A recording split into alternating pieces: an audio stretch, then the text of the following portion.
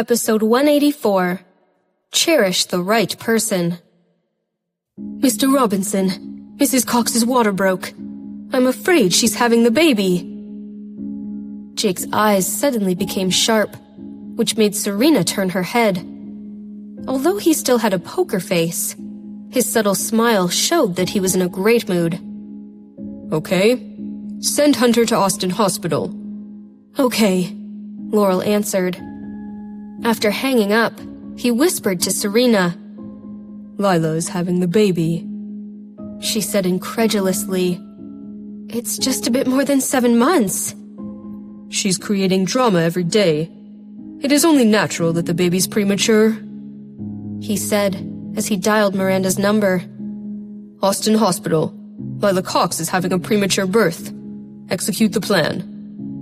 Miranda lit up and responded, Yes, sir. Seeing he had hung up, Serena asked, Are you going to go there and have a look? I will see it in just a while. What did you do? You will know in just a bit. With a smile, he was about to say something when he heard a voice calling him. It was his brother Alex. Jake, Serena, come and greet our guests. There are so many people asking for you both. Don't hide in there. We all know that you're lovebirds. She blushed slightly as she felt very sweet. I'll be there in just a second, he said. She smiled and nodded. She turned around to work on the longevity peach. And I will be fashionably late. He smiled deeper and rubbed her hair before he left. After finishing up the decorations, Serena asked the chef to keep the longevity peach warm for her. She did not want Grandpa to eat anything cold. After doing even the little touches, she walked out of the kitchen and went to the bathroom to quickly freshen up. When she was washing her hands, a waitress went in and looked surprised to see Serena. Are you Mrs. Robinson? That's right. She glanced at her while washing. Mr. Robin was looking for you just now. He thought you might be in the ladies' room, so he asked me to take you to private room 786. Serena smiled and wiped her hands dry. She turned around and said, All right, thank you. I'll take you there. It's a bit far from here. Okay, thank you. The hotel was large. In addition to the largest banquet hall, there were a lot of private rooms. The waitress led Serena through a lot of hallways, and there were fewer and fewer people around them. She was getting a bit tired. Checking the room numbers, she mumbled, Why is it so far?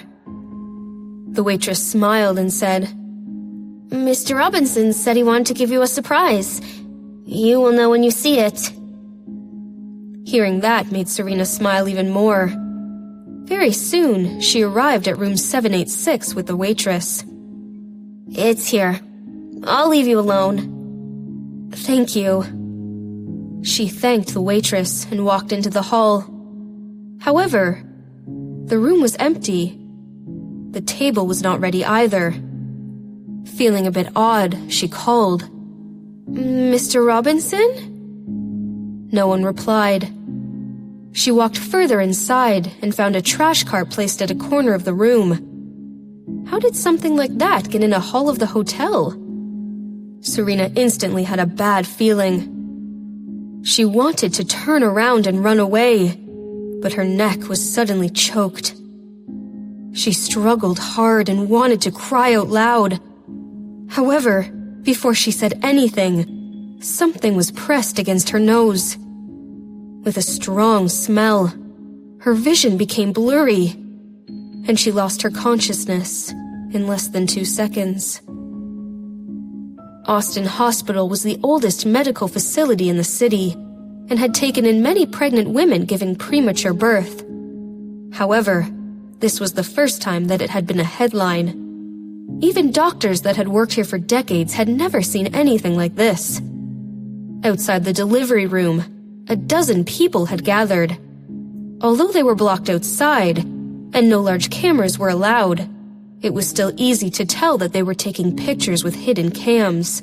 and some were even broadcasting live and writing articles. Miranda was there as well, in case of any emergency. God knows how long Miranda had waited for this moment.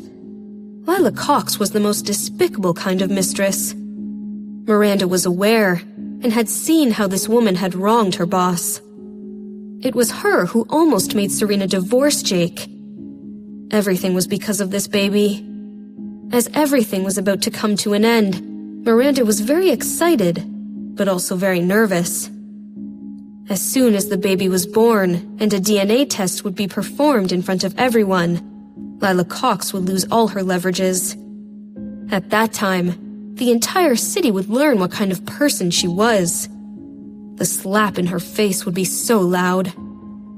"It's too crowded. Don't stay here," a nurse said impatiently. "Wait outside. Why do you want to watch a woman giving birth?"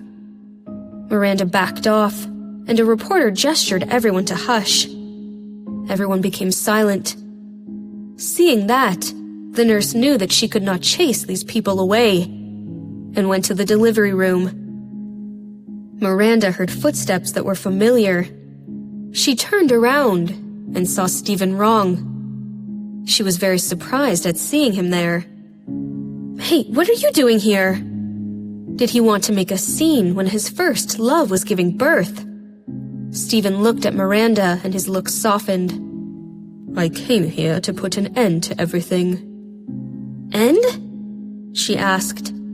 Stephen took out a keycard, swiped it, and pushed the door of the delivery room open.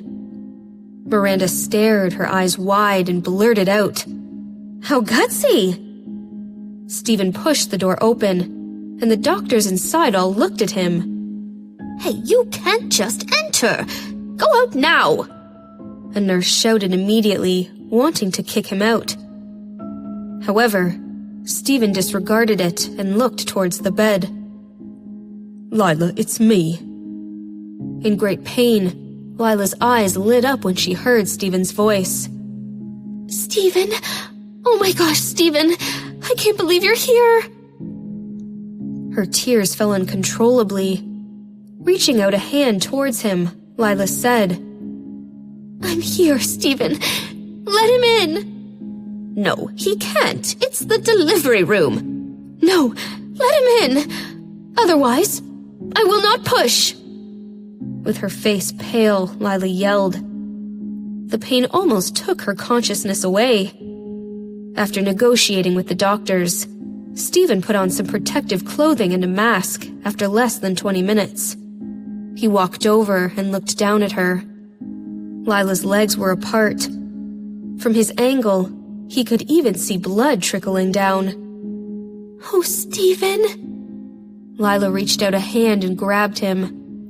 Overjoyed, she cried, "You're here! You're finally here!"